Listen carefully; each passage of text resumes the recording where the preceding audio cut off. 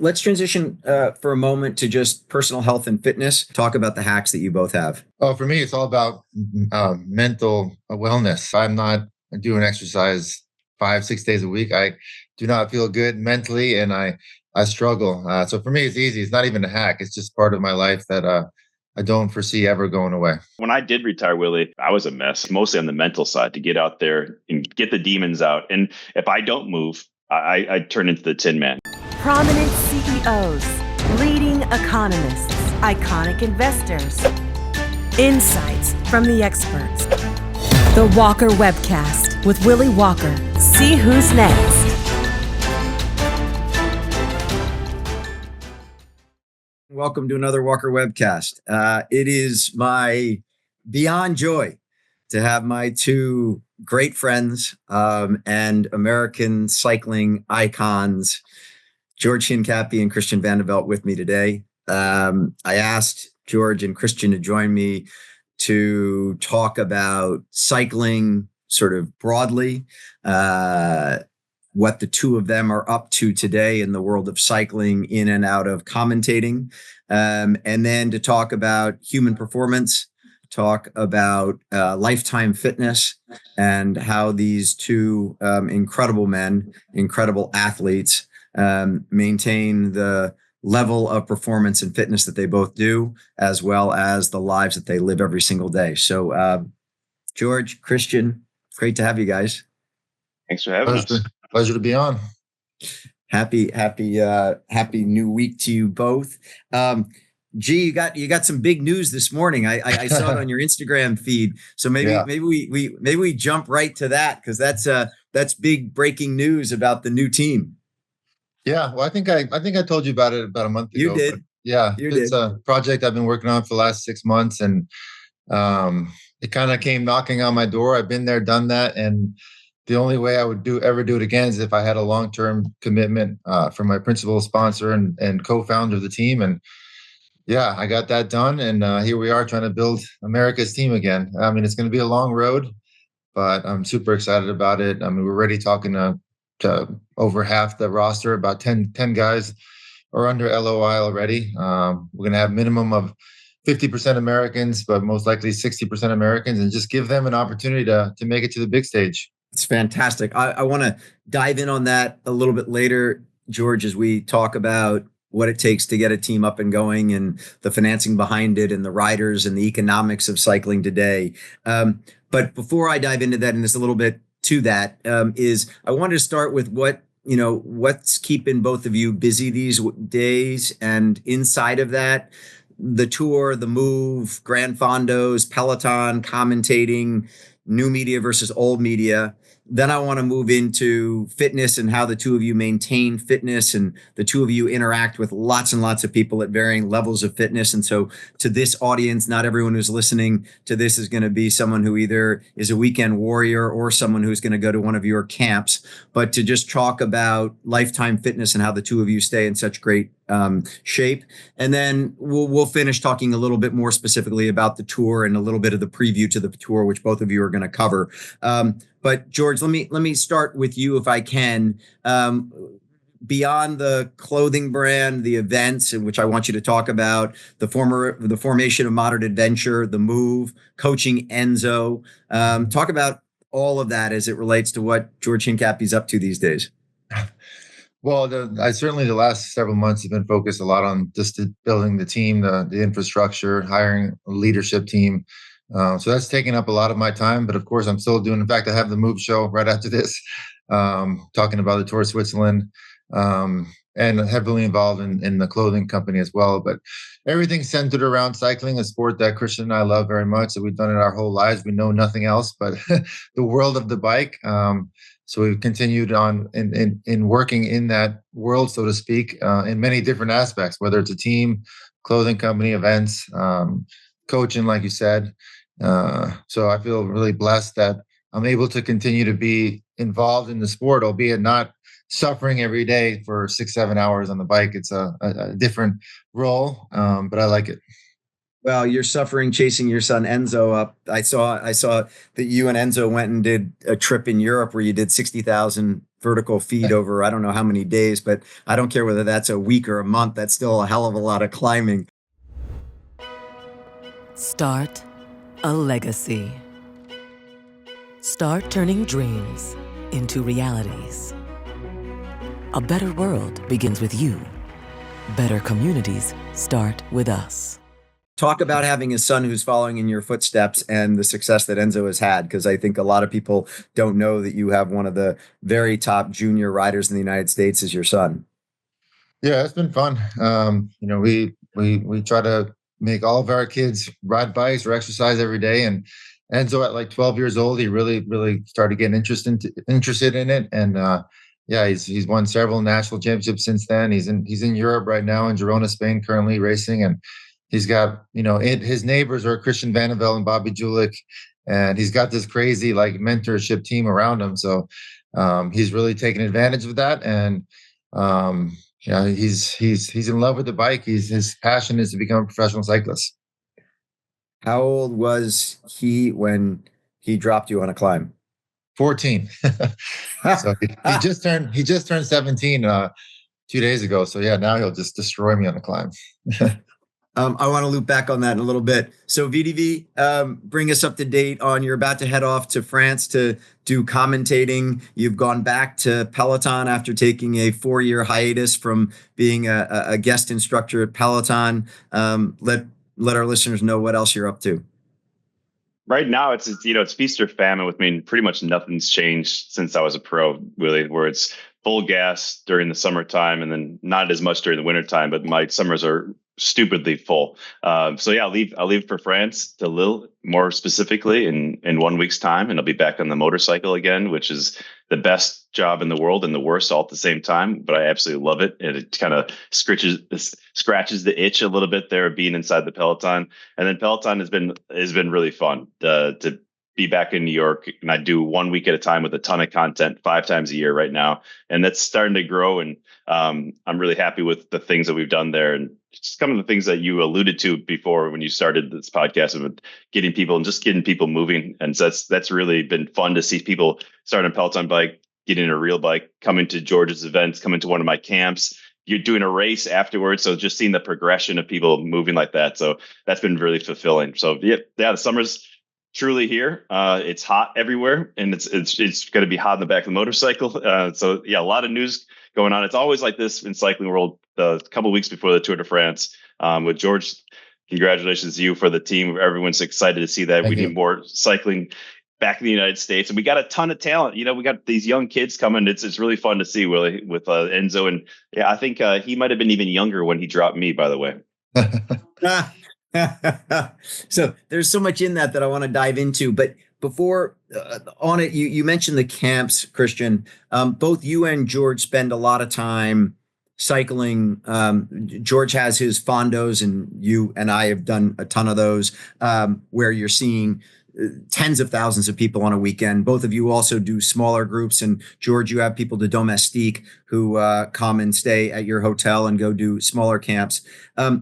Talk for a moment about where, sort of, if you will, that business sits today. Is that a growth business, or are more people going and taking groups of people to go on small boutique cycling trips with the likes of the two of you, or is that a pretty steady state? There's always going to be a small cohort of people who really want to, bike and interact with the likes of the two of you, and it's there. It's always going to be there, but it's not something that has a lot of growth opportunity behind it. I would say the industry in general is definitely growing. People want to travel for experiences or health and wellness. I mean, that portion of the market is certainly growing. We're limited by space. I mean, we only have 13 rooms, so we sell out really quickly, and hopefully one day we can expand that property. But from what we're seeing in the industry, that sort of sector of the industry is definitely growing. I know for myself, I can't go somewhere and just sit on a beach all day and do nothing. Like, I need to figure out if there's good riding, good mountain biking, or good gyms, and then of course enjoy the other stuff that a vacation may provide. And I think that's sort of the trend, the way the trend is going.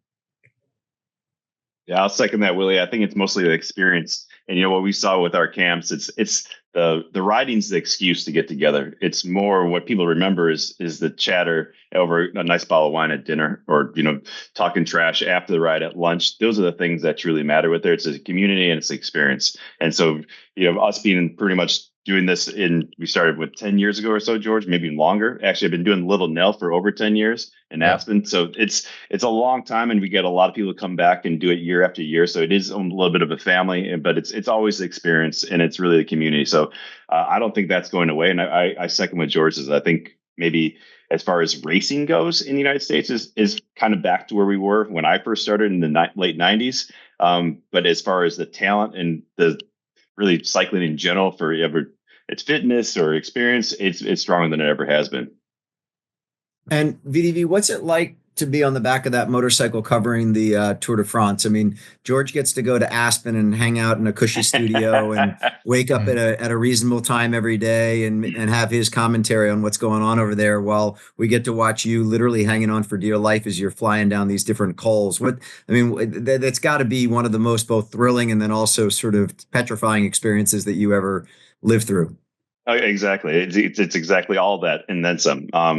Honestly, though, the worst part about it is just the heat out there and the fear. When nothing's happening, there's really nothing happening behind the peloton. You're just sweating. You pretty much have all the protective gear on. It took me one day, my first day in, what was that, Bilbao 2 years ago. I just had jeans on, and I'll never forget one of George's and my old friend, Philip Gilbert, rolled up to me. He's like, "Oh, you're pretty confident in your drive." I'm like, "What's that supposed to mean?" He's like, "Where's your pads? And I understood real quickly what that was all about. So yeah, it's a great job. It's something that I always dreamed of, being inside the peloton yet again, or I didn't even understand how much fun I'd truly have, being in there, smelling it, feeling it, getting a great understanding of the vibe of what's going on, the tension within the peloton, even the back with the cars where I am.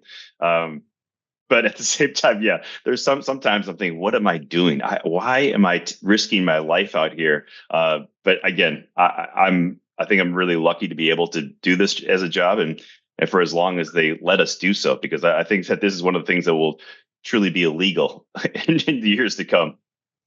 You think they'll just do it via drones? Drones. There's something to be said, there's so much talk, I'm sure, with AI, there's something to be said about having a human in there to really get that feeling of what it's truly like. I love being on the motorcycle just because I could really steer my own narrative of what is actually happening in the race and what I feel like. Whereas at the desk and in the studio for the previous 10 years, we always pretty much had a set agenda and we were with others. So I love being by myself and really seeing what's going on and really explaining to the viewers at home what that feels like to be in here right now, whether it's hot, it's cold, the fans, how much tension there is within the peloton. That's really fun to me.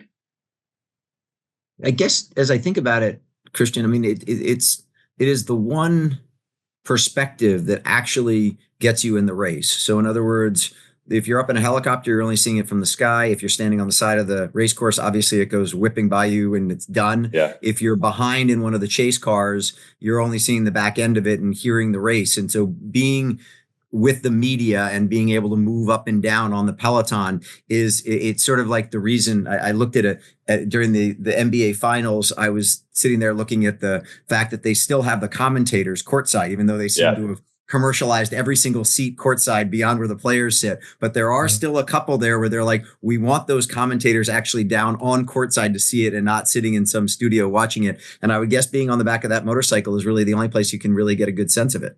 Absolutely. And there's so many times that I'll hear in the commentary, like, oh, they're just taking it easy on this descent. And I'll just chime in there immediately, like, are you insane? Do you realize how fast we're going? I am gripped, Willy. I'm holding on for dear life. Many times I just close my eyes because, I'd say the biggest fear factor, I think, for many of us is the lack of control. You're at the whim of the drivers next to you in cars, first of all, who have roll cages on them, and then us on the motorcycles completely open to any kind of crash. And so my driver is the same driver every year. Nassim, he's fantastic. I love him to death. I literally hug him after every stage. Like, thank you so much for getting me home safe. And then, but yes, it is the difference between having the wind in your face and the heat and the cold and whatever that may be versus being inside a car with the air conditioning on and not really appreciating what it really feels like right now. It's that difference It's a small difference, but it is a massive difference at the end when you really take everything into account. I mean, you could always feel how fast you're going. You could always feel the tension within the peloton. But there's something to be said about truly just being outside. George, I believe you still hold the most tour starts of any professional rider at 17. I think I'm right on that. There's a couple that have, I think, tied me, or even Jens Voigt started, I think, 18. So yeah, I'm not there anymore, but I probably finished more than all of them. Okay. Well, the question still pertains, which is this: you are having done 17, raced 17 Tour de France's. You know that race better than almost anybody. What's the hardest part of it?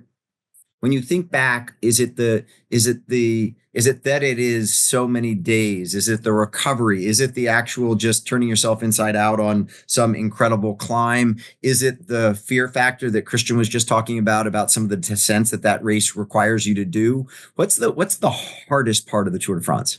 All of the above, everything you just mentioned, it all encompasses like the most hardest event that you can imagine participating in. And the danger, I mean, every day you're risking your life to stay in the front, to move up 10 spots. I mean, I still remember quite vividly bombing down the Telegraph, a 25-mile descent. And I'm descending down the guy that I trust most in the peloton, Christian Vande Velde. And, we're going probably 45 miles an hour. We come into the town of the Telegraph, and I think Christian sort of veered he saw an obstacle and kind of just took like a little bit of a move to the right. Well, and my wheel happened to be on his right. I overlapped his wheel and I go flipping over at 45 miles an hour, shatter my frame everywhere, lose skin on all my body. And that's still 60 miles to go over the Col de Madeleine and Alpe d'Huez. So these things happen all the time, and you're subject to really serious injury every day in the Tour de France. But you can't think of it during the race, because if you do, you're going to have major issues. But you go to bed going, what the hell did I just do? And how did I survive that? And so it's just so many different facets of the Tour de France that are require everything your body can give physically and mentally as well. Do you sleep well during the tour? I every time that I always used to get ready for a race, the night before a race, I never slept well. Whether it was a marathon, whether it was a triathlon, a bike race, I never sleep well. But obviously on the tour, it's over a 3-week period, so you better darn well be able to sleep. Can you sleep, or is it just that you're so wiped out that it's almost sleep deprivation for most of the race? I would say that was one of my biggest surprises, is how little you do sleep, because you're always on. And the difference between the Tour de France and the Giro d'Italia or the Vuelta, the other 3 big tours, is that there's so much more scope. There's so much more just attention from media, fans at home, friends at home. So you're constantly like trying to stay in touch with people, do interviews later on. It's just more. And so you're just on. So that by the time you could actually go to sleep, it's never before midnight, Willie, which was a massive surprise to me. Then you just sleep more or less 8 or 9 o'clock in the morning, rinse and repeat, breakfast on the bus, put your suitcase outside, soigneurs take it.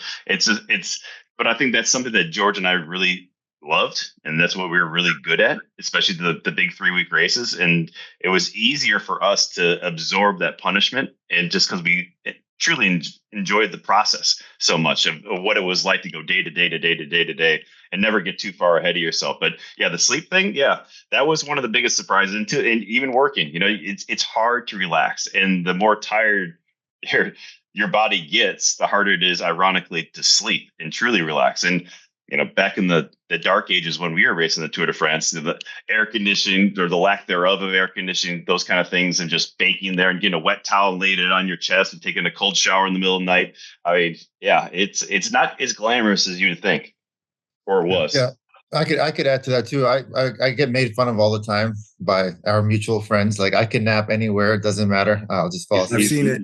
And you guys have all seen that. And I think that was actually part of one of my gifts, is like, I'd get in the bus, boom, I'd nap to the hotel, and then I would usually sleep pretty well. And I think it's not like the day before a one-day race where you're excited, you're full of nerves, you're full of anxiousness, anxiety. In the Tour de France, I truly feel like your body just goes into survival mode. It's like, I need to sleep, Otherwise, I will not survive tomorrow, or I will really struggle to survive. And I think that's sort of carried on with me now. Like I get in a car now, I'm like, I'm taking a nap. I'll try to find a nap anywhere I can, just refresh the mind. But and on also, like Christian just mentioned, the techniques we would do, whether it was take a cold shower right before you went to bed, or try to find a fan somewhere just to help cool it off. Because you're not people. A lot of people think Tour de France, one of the most glamorous sports in the world. You're staying in 2-star hotels for the most part, and there's no air conditioning, and it's loud. So these days, they've really done a really big job in controlling sleep environments of the teams. They have the money to provide like cooling mattresses, to even sometimes provide their own air conditioning unit, and still have a team, a whole truck that each team, not all the teams have, this is the big money teams have, that'll come in before the riders check in and like change the sheets, change the mattresses, add air conditioning, add fans, like sanitize the room. I mean, the sleep investment they put into all these teams now is just every little bit, as you know, counts. So they're really focusing on sleep now as well, which we never did back in the day. As it relates to that, when you think about sleep, I think about performance and about the everything that goes into being a Tour de France rider today versus 20 years ago when the two of you were competing. Beyond the things that George just talked about, obviously today you have performance monitors. We have the ability to look at wattage consistently during races. The diets are different. The bikes are different. What is if you look at the performance of these athletes today? I actually dove in for a moment and asked ChatGPT to do a comparison of Lance's output in watts per kilogram versus Pogacar's, and they actually, as you both know very well, they actually kind of sit right on top of each other. Pogacar's just a slightly higher as it relates to watts per kilogram than where Lance was back in the day. But has the physiology of the riders changed dramatically over the last 2 decades? I would say the biggest thing was with anything, the technology, and I'd love to hear what George has to say about this, but I would say that with nutrition, that has been the biggest shift. And the engines are just that much bigger. There's always more gasoline in the tank. And I was thinking about this morning and thinking about what question you're going to ask. And a rider like of George's size, George is 6'3", 170-ish, 160, 170. I mean, he was so skinny when he was racing, but a bigger rider would have been so much better because of the nutrition they have, because you just need so much more. And the amount of calories they're consuming per hour in carbohydrates is more or less double from what we were eating at the time. And so that has been the biggest one, where no one bonks anymore. No one falls apart because of lack of nutrition these days. They're blowing their engines up. And then as far as, the numbers go from our era to next era, it's unfair to compare any era, whether it be the 70s, 80s or current, but it's the repeatability. It's what they're doing on the first climb. And that's just comparing that to the last climb. They're already flying up the first climb and the second climb and the third climb, and then still doing that on the fourth climb. So it's the repeatability of what they've already done, the punishment to wean down the pack. And I think it's also the depth of the peloton as well, where there was just a handful of people who could do this. Now you turn around going over a big climb of Cat 2 or Cat 1, there's still 100 guys in the peloton. Everyone could do 6 watts per kilo. It's not a big deal. The sprinters are incredible athletes. Everyone thinks, those guys can't climb. Yeah, you go try to climb with one of those sprinters. Good luck with that. And so I think that has been the biggest one. And then, of course, the disc brakes, the wider tires, the breathability of the suits, the aerodynamics. Everyone's in. If you're going in a breakaway, if you're not a skin suit, you're not even in the race. The aero helmets. I mean, everything is looked after now, Willie. But the biggest turning point has really been right in COVID. Actually, it was just that everyone had more time to reset, go and do their own altitude camps, train like they would be if they were the fulcrum of the team. So everyone trained at altitude while they had that big break, and they came out guns blazing, and it completely changed the sport. And then that's pretty much the same time as these amazing products and diet came out. So guys smashing down 150 grams of carbohydrates per hour while on the bike, while racing MotoGP, more or less, on these descents. It's mind blowing. And I would say the biggest thing that my biggest takeaway is, George alluded to it a second ago, is when I see them and I'm there physically, I think, how did I ever do this? There's no way I would ever do that again, or think that I can't believe that I did do as many as I did. And so it's amazing. I'm still a massive fan, obviously. But George, I'd love to hear what you have to think is the biggest changing. Yeah, no, I agree. I think nutrition and the way riders track their training and their calorie intake and outtake has completely changed. I mean, back in our day, like we'd starve ourselves and try to be as lean as possible, try to get home completely bonked, thinking, "Oh, that was a big day. I barely got home. I got nothing left." Training the body. Now it's like, I mean, the amount of nutrition my son has here at the house that shows up like every couple of weeks is insane, and the amount he takes on rides. He weighs his food, and by the way, he's never hungry. He'll come to me and say, "Dad, I got to eat 2,500 more calories before the end of the day. I don't know how I'm going to do it." They just track it so much more smartly than we ever did. That they took the guessing game out of it. And I know that a lot of the riders are looking. Like for instance, what Chris Froome won 4 Tour de France's. I think his best numbers, and he mentioned it to me one time. I think last year we went for a ride, was like 7 watts per kilo for 12 minutes. And that was the best he ever did. And he said, "Man, I'm going to keep winning for a long time." Well, Pogacar is doing this for 45 minutes now. Like the amount they can keep going and going and going, the amount of fuel they have in their tanks is just totally different than back in our day. They train their bodies to absorb more carbohydrates. And it's just, that's why you're seeing these times getting faster and faster. You wear a continuous glucose monitor, George, don't you? I know you did for a while. Do you still wear it? I did for a while. No, not anymore, no. Oh, you don't? Okay. No. And when you wore it, did it give you fantastic insights into this issue as it relates to fueling and coming in, to a ride ready to go and not allowing yourself to bonk? Oh, yeah, totally. And also, what to eat and what not to eat before big rides. Just the way the glucose spike can affect you in so many different ways, and how different it is for other people. I mean, it's just really individualistic, and I learned a lot by wearing it. Dive in for a second, because a bunch of our listeners won't understand the reference point you had to 7 watts per kilo. In the stage 20 of the Tour d'Italia, Giro d'Italia, was an incredible stage which you covered closely, and I would plug the move episode that you and Johan did in looking back on that stage and calculating why Simon Yates ended up winning. But in it, you talk about Wout van Aert putting down, I think it was 500 watts for a 10-minute segment. And then Simon, I think, jumped in and said that they calculated that Wout had put in 400 watts for an hour and 7 minutes, 67 minutes at over 400 watts. A couple of things. Scale what that means. I mean, how do you tell somebody who's never put a power meter on a bike how to proportion that? You have any way that you sort of say to people what that would be like to give someone a sense of how much power is going into the bike at that moment? I mean, I'd say if he's doing it for an hour and 7 minutes, I think you said, or for over 400 watts, like, if you ride a bike a little bit, just try to sit on that wheel for like 60 seconds and see what it feels like. See if you can hold that for another hour and change. I mean, that's, I guess, pretty simply put, but that's the reality of how many watts that is and how hard that actually is to do.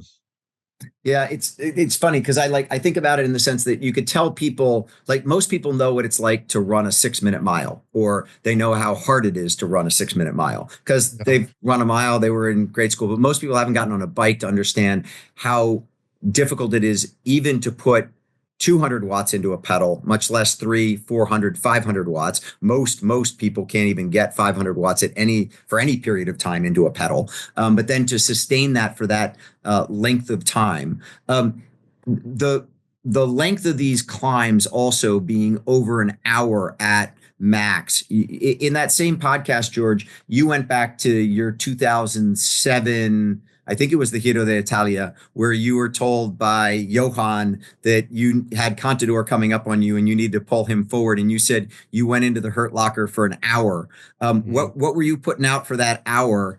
And what does that mean to be in the hurt locker for an hour? I mean, literally, are you at VO2 max for an hour? Are you at Oh yeah, I levels? mean at least threshold. I mean back then, I'm pretty sure I covered up my watts and just went as hard as I could to pace myself as much as I could, but going as hard as I could to where I would calculate that if he was a couple of minutes behind me, that he'd most likely not catch me to the top. But still, there was no guarantees.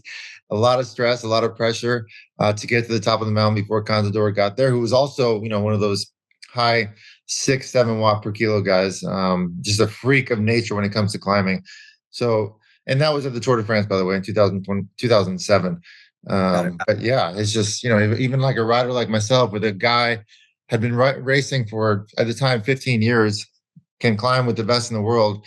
Someone like that's behind you coming, it doesn't matter if it's 3 minutes, they're going to catch you. It's just a matter of when. And I did everything I could to get to the top before he caught me. We were actually in the breakaway that day together, funny enough.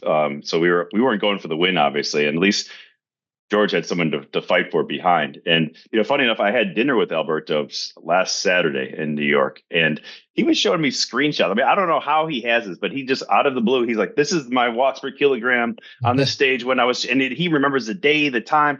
And yeah, they're insane. They truly were. It was actually more than I thought. And to your point, Willie, it was very similar to what we're talking about with Tadej. But he even said himself, it's really the repeatability. I could do this one time, maybe twice, but I couldn't. And this is the best climber by a long shot out of our generation.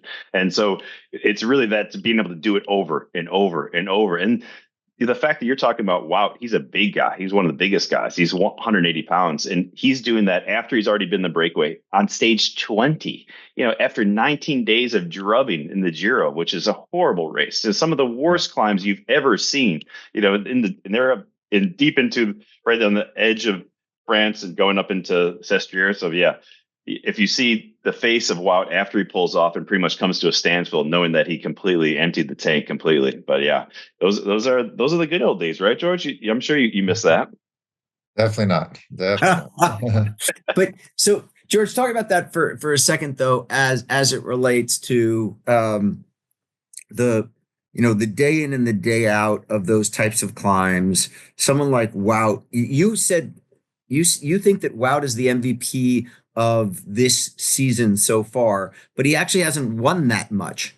Yeah. So how does, this is a little bit on like, how important is the team versus the individual in cycling today versus when the two of you rode?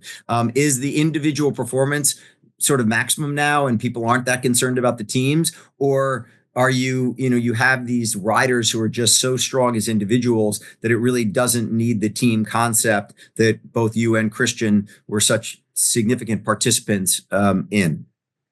I think it's a question of how it's like perceived. I mean, obviously the fans will look at it and be like, wow, I mean, he got top 4 in all the biggest races in the spring. Like I think his worst place was 4th in the races that he set out as goals. Then he wins a stage in the Giro d'Italia, and he is like the MVP teammate for Simon Yates as well. For him personally and for his team, it doesn't get any better than that. Of course, he could have won some of those races, but I think he is more than fulfilled with this season so far. But obviously, some of the fans will look at it and go, well, he didn't win Tour of Flanders. He didn't win Paris-Roubaix, and he should be winning that. But I think on a personal level and on his team level, they're more than happy with the way his season's gone.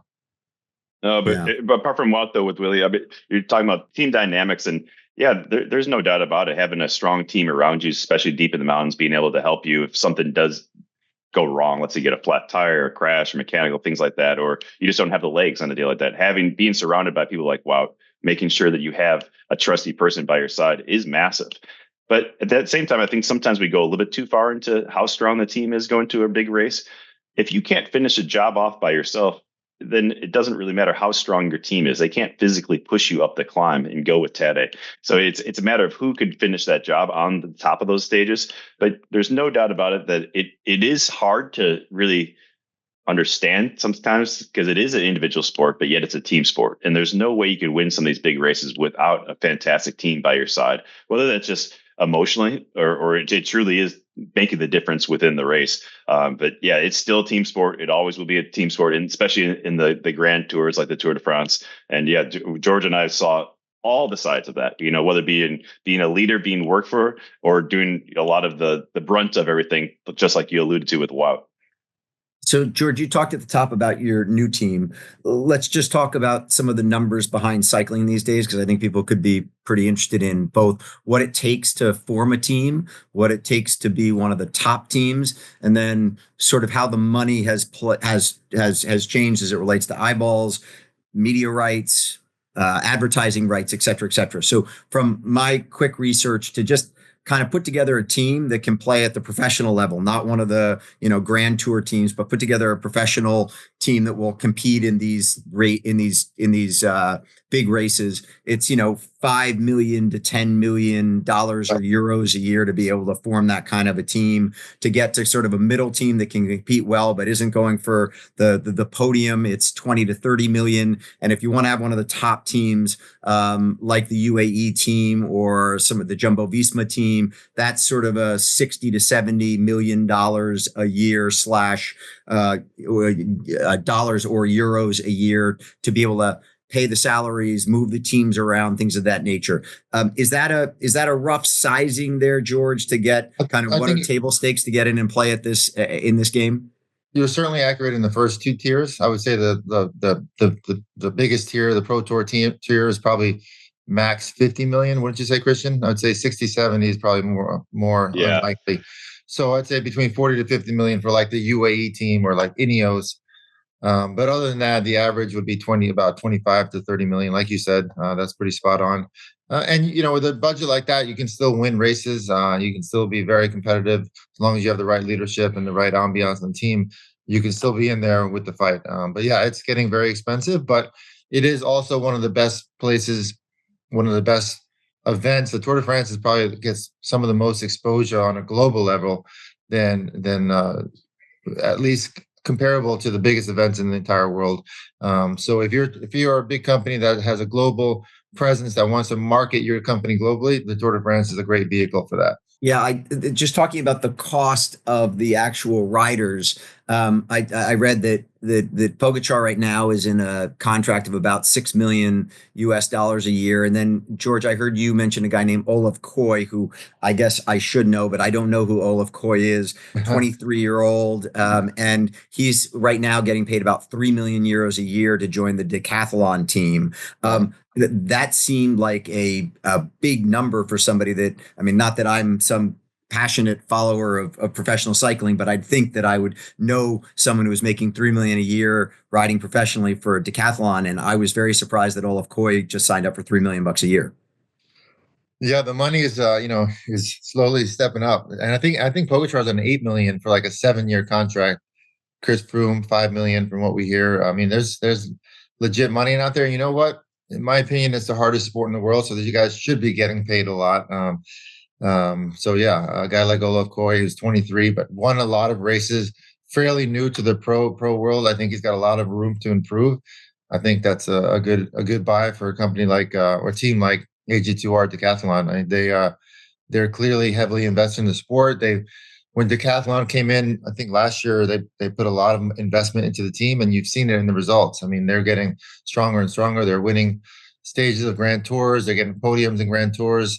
That's what it takes these days. You got to invest a lot of money in equipment and R&D and riders and staff.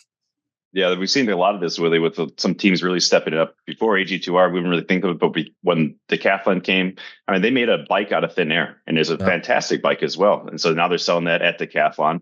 Lidl Trek as well. Lidl, massive grocery store chain, obviously, when they had that injection cast, that team completely changed overnight. And then of the UAEs, and George, you mentioned 50. I don't even know if they have a budget at the top. If they need more money, they get more money. And so who knows what exactly their budget is.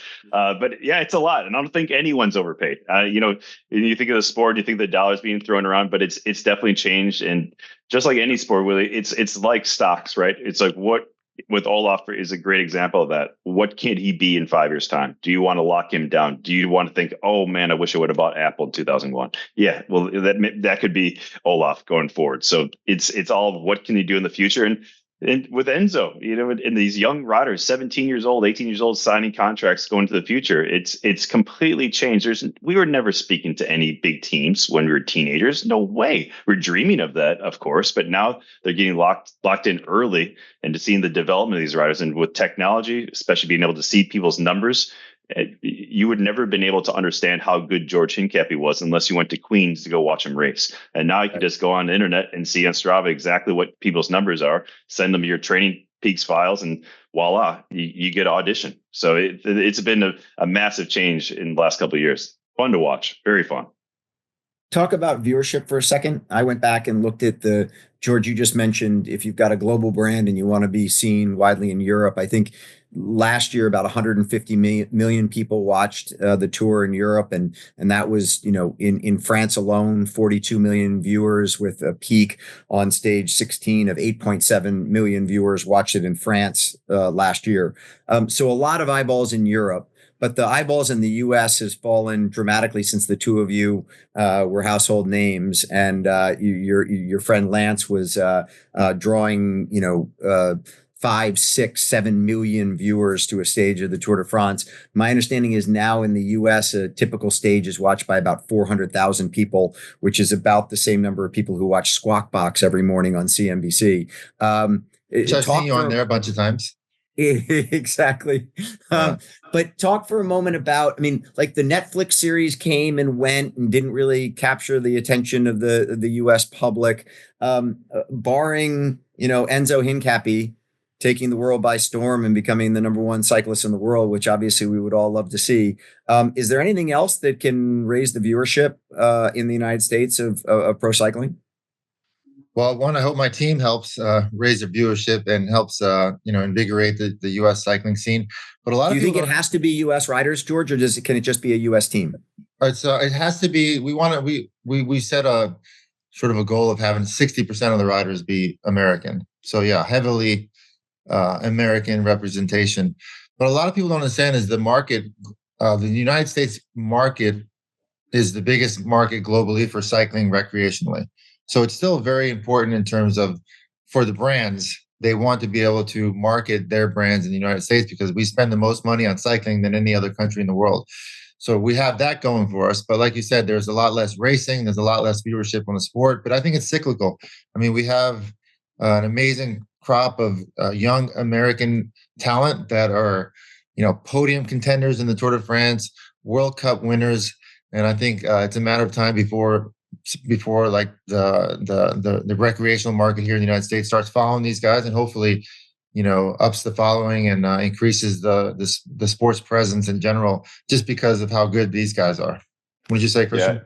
Yeah. And one thing, Willy, sometimes the weekend numbers, when you're on the big bird, you being NBC on the weekends, that's when you get the millions. And when you're on, which was NBCSN, that's when you get like the standard 400,000 viewers. And we're pretty much at the same as the peak of 2009 when Lance did make his comeback. That was a big year. So it's more or less the same, and that's against all odds as well. So that's like core viewership. That's without a bunch of American riders, but like Georgia said, we have fantastic talent out there. Matteo Jorgensen, Sepp Kuss, Nielsen Powell. There's a ton of riders out there actually at the peak of the spear. But how that's going to change it, you just need American who's dominant in the sport. We're going against all odds. You think about what time the Tour de France starts, West Coast, for example. You're talking 3:00 in the morning. That's not early in the morning. That's late at night. So those kind of things are always against everything else. But it's more or less very strong as far as viewership. It has not gone down. And honestly, in sports these days, if you're not going down these days, you're ahead. And so unless you're in the NFL, for that matter. Yeah. Let's transition for a moment to just personal health and fitness, because you are my two fittest friends. I might put Strauss in that category. But the two of you maintain fantastic physical health.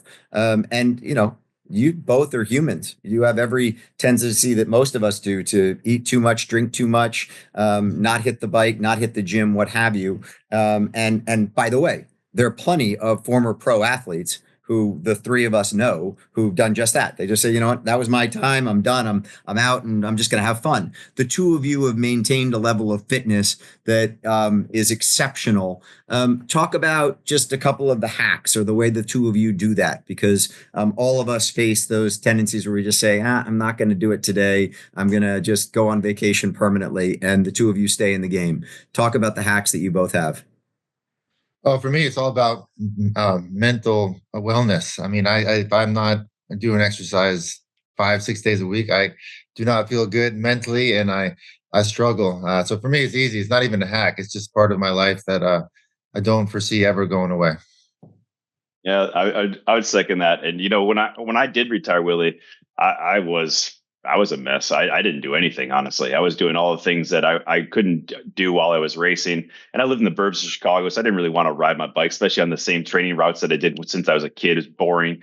But moving to Greenville, being around like-minded people like George and Bobby, it's been so great for me. And I would say it's mostly on the mental side to get out there and get the demons out. And if I don't move, I turn into the Tin Man. And, it being a little bit more in the gym these days is maybe not as much on the bike as I once was. I think, everything changes and evolves as we get older. And I think George and I both embrace that as yourself, Willie. I mean, you're far ahead of us on the gym side. You are. I mean, geez, Louise, going enough with the picture. We don't want to see it anymore. Come on, man. Yeah, that would be my hack, is to try to keep up with you, Willie. Yeah, exactly. Yeah. So we have mentors like yourself, Willie. We need to think about where we're going to be in 10 years, 20 years, things like that. And time waits for no one. And, every day you just want to kick time in the teeth and just keep on going. I want to be able to still sit on the back of the motorcycle during the tour. I want to be able to go for a ride with Enzo. I'm still going to get dropped, but at least I could hang with him as long as he wants me to hang. And I know it's all up to him how long I am with him, but I appreciate that. But at the same time, I want to be able to wake up every day and know that if George says, hey, you want to do this ride tomorrow, then I'm ready to go. I don't need give me 2 weeks to train for that. No, I'll be ready tomorrow. I always, whenever I talk to friends about riding with the two of you, I always talk about that there's an extra gear, that there's just, from having done what you all have done, whether you've been on the trainer on a consistent basis or decided to go skiing for a couple of weeks and not get back into the gym for a while, that when you guys want to tap into that extra gear, you just kind of go there. Do either of you still actually train in the sense of setting up a training regimen that says I need to get myself to, zone X for X amount of time? Or is it a little bit more haphazard in the sense of put in the time I need to maintain the fitness level that I want to? Don't lie, George. Don't lie. No, the only time I train is when I try to hang on my son's wheel, who's doing his intervals, but I don't make it very long. But definitely no sort of, overall bike plan to gain fitness for this or for that. It's just, I'd like to still ride my bike whenever I can. And I'll look at my watch for fun, but I'm not tracking it by any means.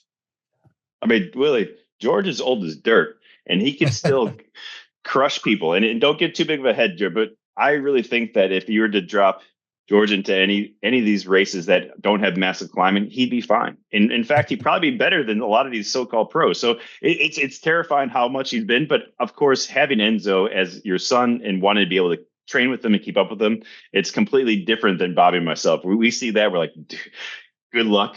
I'm glad I have girls. You could go with Enzo and do that horrible training session. But yeah, George is definitely the strongest out of all of us. He's got more. His screw is bigger than mine that's loose. So he needs that. Yeah. And as it relates to tracking your own personal health, do either of you wear a Whoop or an Oura ring? Yep, I wear an Oura. Not anymore. I was getting way too into it, Willie, and it became like a little bit too much of an obsession. So I had to take that off. Came too much of an deception because you felt that you were being too pedantic about what you were eating and what you were sleeping, or it was telling you stuff that you didn't want to know? Yeah, more the former. I just get way too into it, and I get obsessed, and I can't stop. When I get into that kind of process again, I just go back to where I was as a professional athlete. And I'm like, I don't need to be there right now. So I know enough. I learned enough from the CGMs, what you're talking about with George, from the Whoop and the Oura ring. I know what hinders me. I know what helps me. And it's all about that kind of hygiene that you go through with sleep. And I know if I have a beer or whatever, drinking too late at night, obviously I'm going to have a bad sleep. And I know if I'm watching devices or looking at devices late at night. So I know those kind of things. So it's me. So move on. I try not to, Willy. Yeah,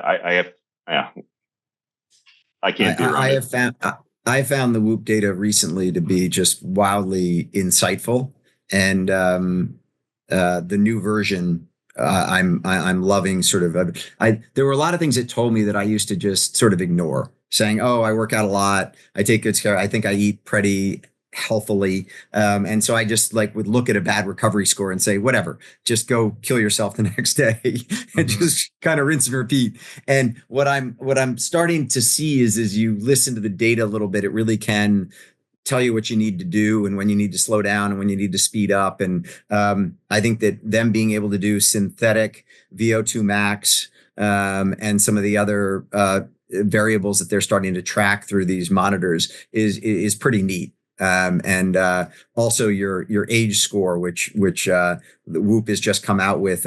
I have to say, I'm still sort of bummed out that my age still isn't. Well, it's significantly younger than my actual age. It isn't as young as I would like it to be. So I'm dead set on getting younger than both of you, and I haven't quite gotten there yet. So I'm working for that one. Yeah, those are good goals to have for sure. They are.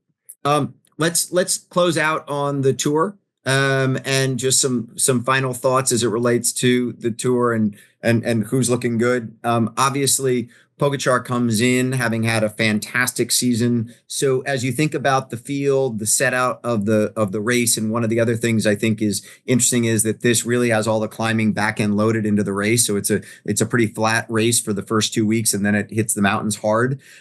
What's your thought about what we're going to see, George? And is this race clearly Pogačar's to lose, or could someone else come out of the gates and surprise him? I mean, it's clearly the way the year's gone. It's clearly Pogačar's race to lose. That said, I like the way Visma raced at the Giro.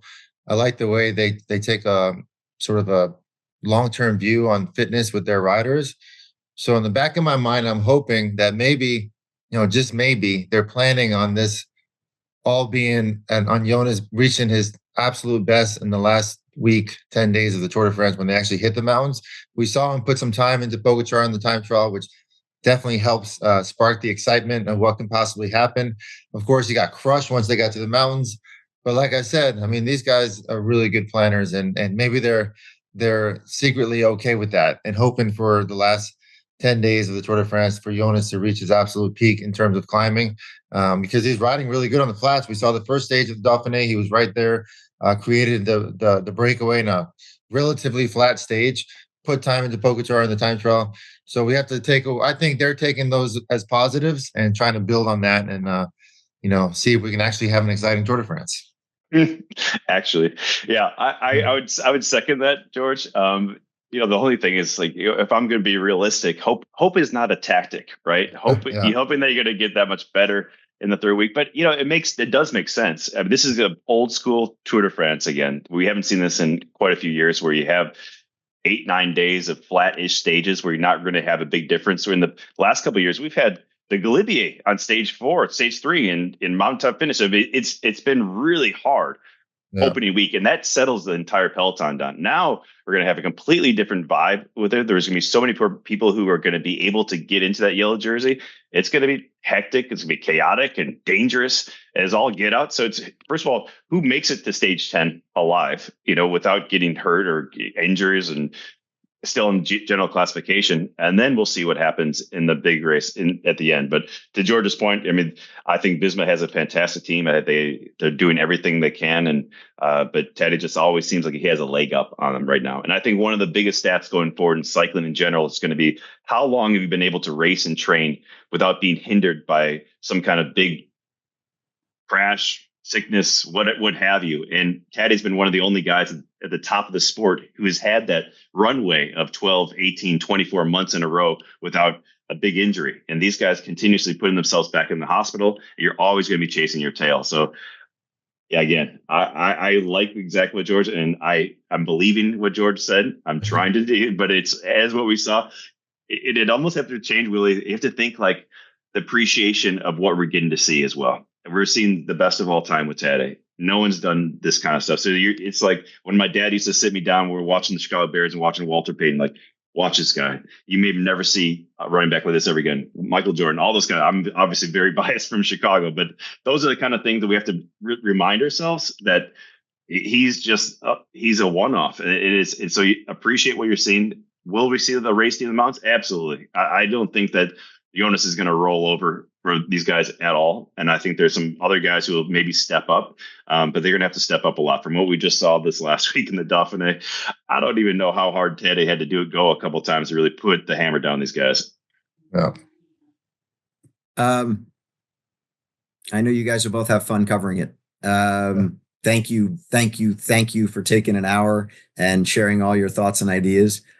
Miss you both. Look forward to the next time the three of us are on bikes together. And Christian, safe travels to France and have a great tour. And G, have a fun in Aspen. And I hope to see the two of you soon. Thank you, Willy. Thank you, Will. Thanks, Will. See you guys. Thanks. Take care. Bye, brother. See ya.